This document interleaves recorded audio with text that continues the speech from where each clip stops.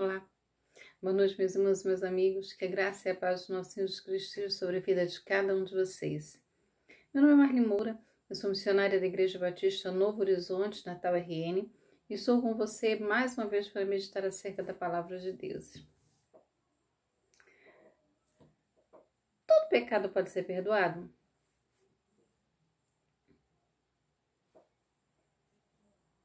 Com exceção aí, da blasfêmia contra o Espírito Santo, que a Bíblia fala, Marcos 3, 29, Mateus capítulo 12. Com exceção desse, você crê que todo pecado pode ser perdoado? Qual é a sua resposta? Sim? Não?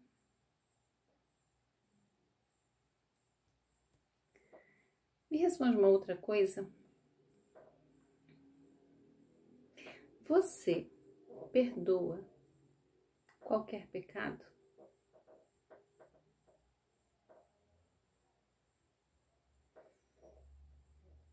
Você perdoa qualquer pecador?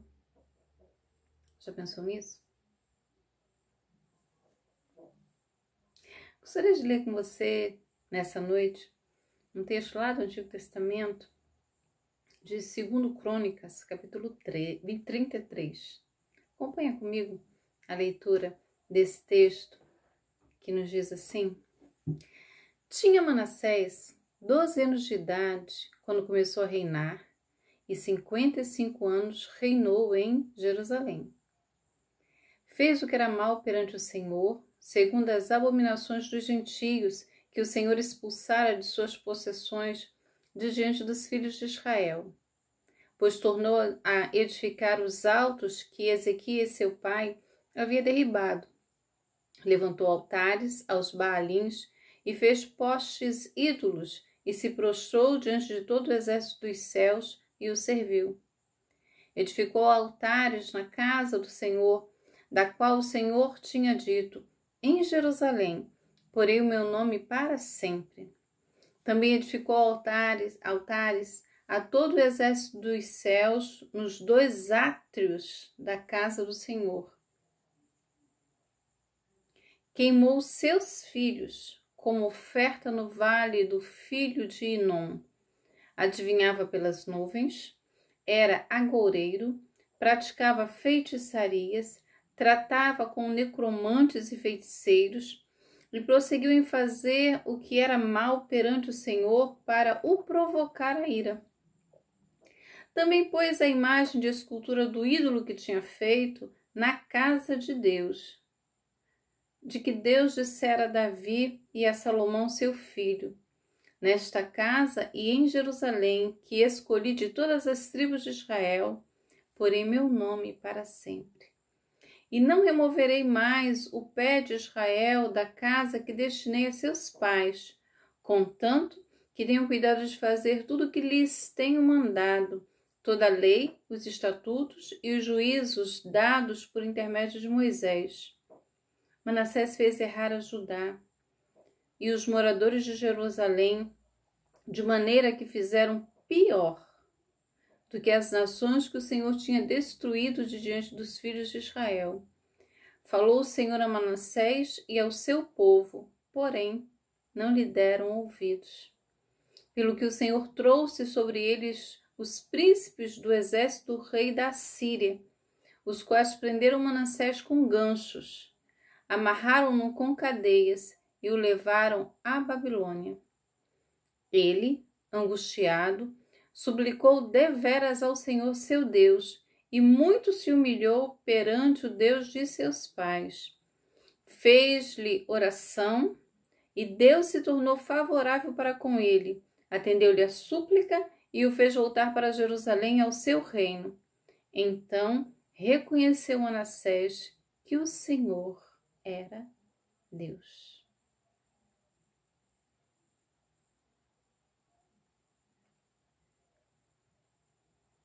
Reconheceu Manassés que o Senhor era Deus. esse é o relato aí de Manassés, né? Que é filho aí daquele rei Ezequias, aquele rei que adoece, né? E ora.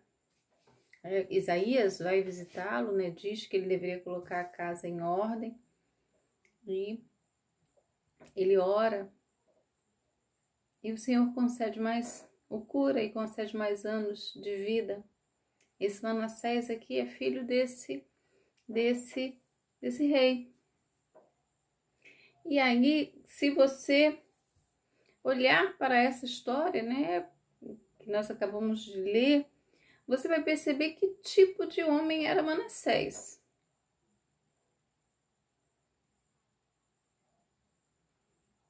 Que tipo de pessoa era Manassés?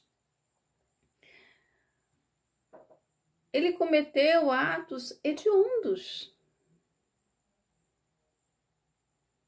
Ao olhar para a vida de Manassés, parece que ele era um homem irrecuperável. Olha o que o texto começa falando sobre Manassés. Começa a dizer que ele reinou muito jovem. Ele reinou aos 12 anos de idade. E teve um reinado longo. Ele reinou 55 anos. Ele ficou 55 anos reinando lá em Jerusalém. Mas o texto vai dizer que esse homem, né, que começou a reinar muito jovem, ele fez tudo aquilo que era mal diante dos olhos do Senhor. Se você perceber, você vai ver as abominações que ele fez. Ele se enveredou pela bruxaria, pela feitiçaria, ele invocou espíritos.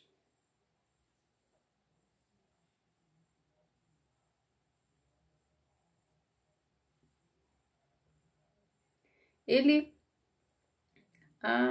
consultou aí, você vai ver isso aqui no verso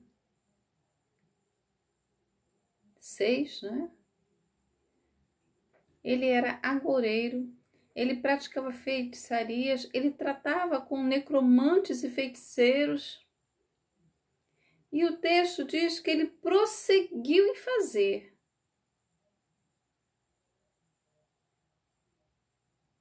Ele pecava continuamente.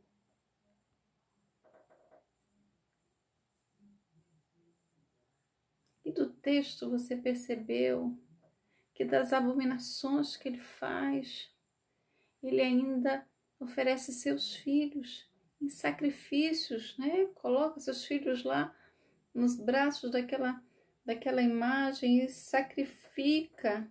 Queimou seus filhos em oferta no vale do filho de Inom.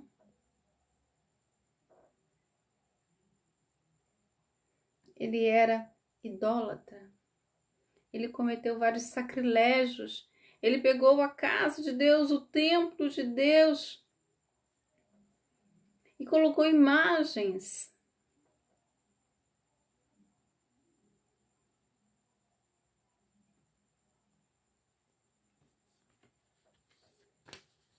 Se não bastasse, né, essas coisas, diz o texto que ele faz mais. Ele ainda vai além. O verso 9 vai dizer que Manassés não só pecou, não só errou, mas ele levou a nação a errar. Verso 9 vai dizer que Manassés fez errar a Judá e os moradores de Jerusalém. Ele fez coisas tão terríveis. Ele levou o povo a fazer coisas tão terríveis que o relato bíblico vai dizer que a nação, os moradores, fizeram pior do que as nações que o Senhor havia destruído de diante dos filhos de Israel. Ele não apenas pecou, ele não apenas errou, mas ele levou a nação a pecar, e a pecar feio, né? eles fizeram pior do que as outras nações. Então, quando você olha para a vida de Manassés, ele era um pecador contundente, um pecador irreversível.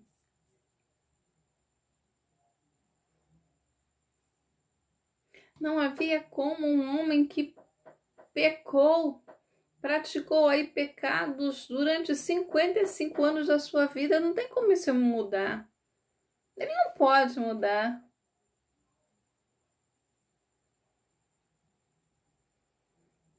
Ele não apenas errou sozinho, ele corrompeu toda uma nação. Ele fez coisas terríveis. Ele era um líder do mal. Era um líder maligno. Mas a Bíblia vai dizer que esse Manassés, um dia, ele foi levado para a Babilônia. O texto vai dizer isso.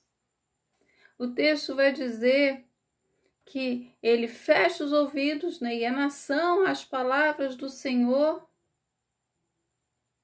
E aí o Senhor traz o castigo àquela nação. Diz que ele foi levado para a Babilônia preso com ganchos. Ele foi amarrado com cadeias.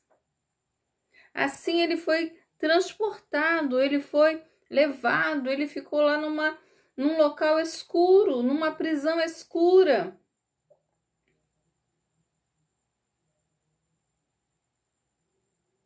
E aquele homem que parecia não ter jeito, é lá nessa prisão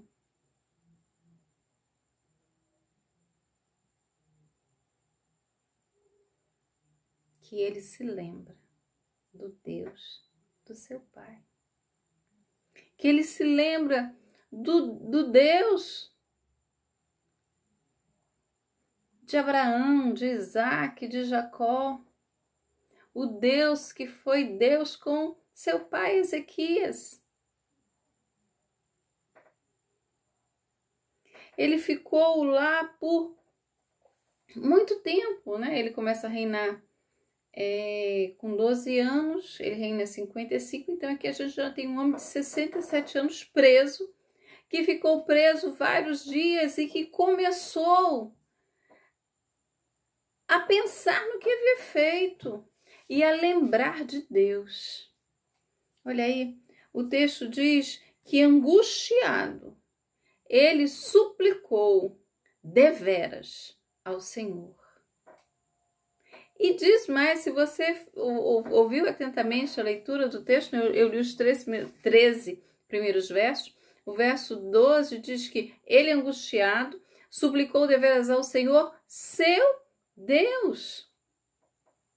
Então é lá neste lugar que Deus começa a trabalhar na vida desse homem. Um homem terrível. Um homem de atos abomináveis. Mas diz que ele se humilhou e muito perante o Deus de seus pais.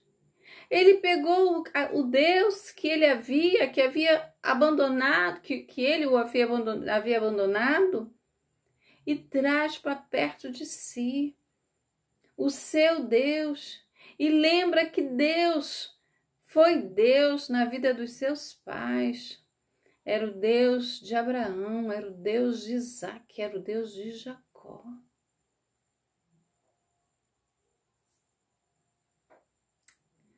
A graça de Deus é algo tremendo. As misericórdias do Senhor são a causa de nós não sermos consumidos. O texto vai dizer que ele se angustia.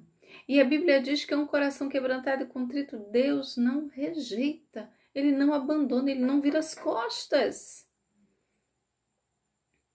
Ele orou, ele suplicou.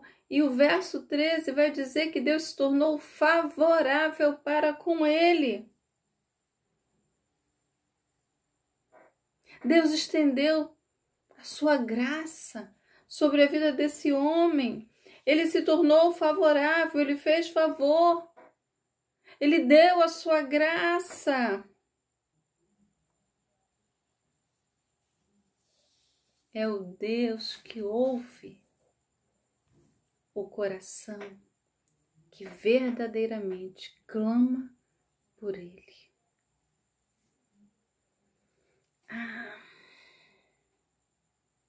Se você fosse classificar aí Manassés, antes desse dia, antes desses dias aqui, você diria que ele era um homem que poderia se arrepender? Você ofertaria perdão a ele? Deus deu a Manassés, depois de pecar por 55 anos, depois de ter feito a nação errar, quando esse homem reconhece, se vê um pecador e clama a Deus, Deus concedeu a ele da sua graça, o seu favor, e deu a ele a oportunidade de ter uma nova vida.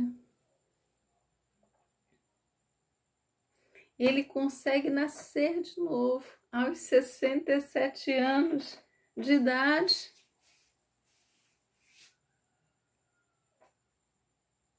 Ele conseguiu mudar.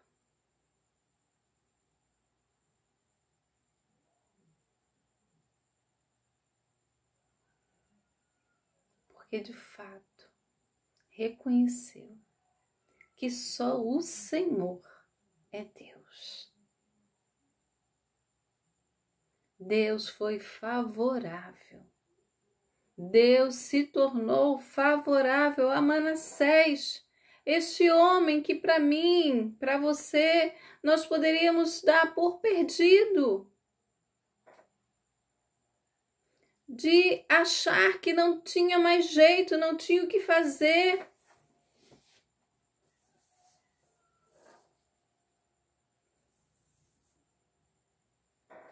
Deus ouviu a oração e se tornou favorável a ele. Você conhece alguém que pecou tanto ou mais que Manassés?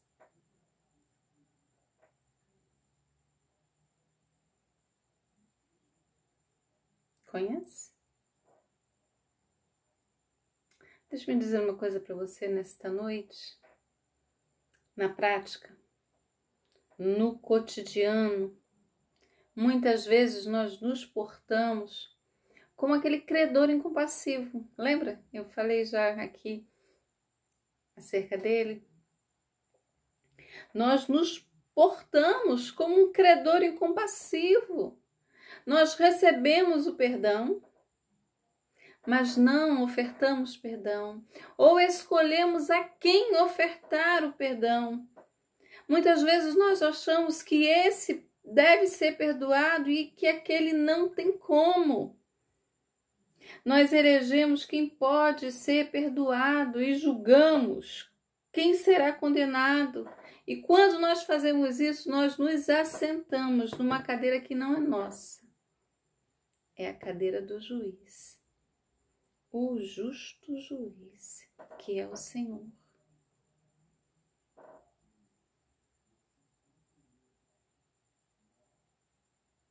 Manassés teve um coração quebrantado e contrito. E Deus o ouviu. O texto lá de 1 João, capítulo 1, verso 9, diz que se confessarmos os nossos pecados, Ele é fiel e justo,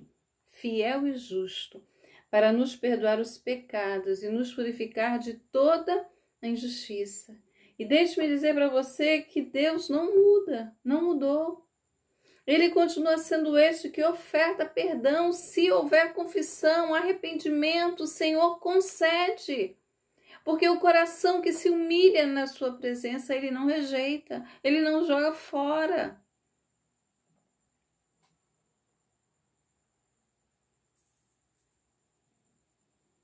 Mas nós Muitas vezes olhamos para o outro e julgamos que não tem mais jeito. Nós achamos que o outro não pode ser perdoado. Nós colocamos, fazemos categorias aí de pecados que não podem ser perdoados. E às vezes nós não fazemos isso nem em relação ao outro. Nós fazemos em relação a nós mesmos. Quando não nos perdoamos, quando deixamos ser consumidos pela culpa.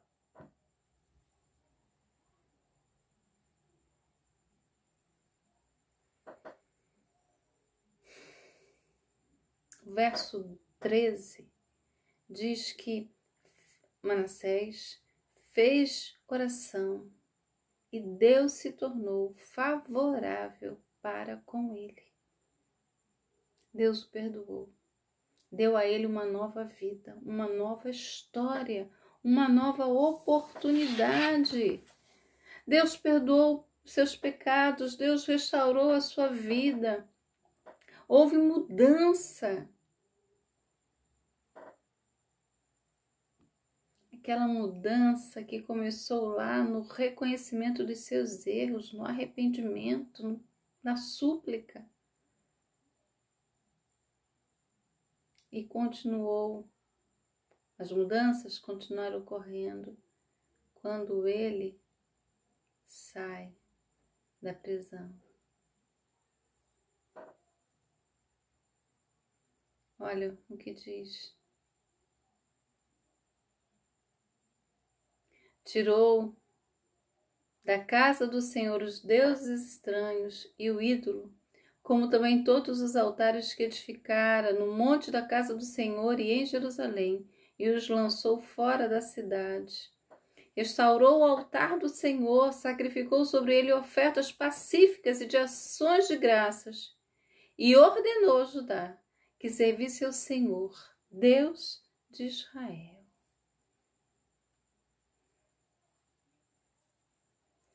Libere o perdão. Não tenha ninguém preso com você. Nem olhe para as pessoas achando que essas podem ser perdoadas e que aquelas outras não têm mais jeito. Coloque-se na posição que Deus quer, que você interceda, que apresente essas vidas a Deus. Porque quando Ele começa a operar, o homem se quebranta na sua presença. Libere perdão, não traga ninguém preso com você. E mais, perdoe-se. Não seja consumido pela culpa. Há perdão e há esperança para você. Se você errou, confesse ao Senhor, coração quebrantado. Deus não vai te rejeitar, mas vai te receber. E vai fazer com que você tenha uma nova oportunidade, que haja coisas novas, um caminho novo diante de você. Deus abençoe sua vida, grande abraço e até a próxima.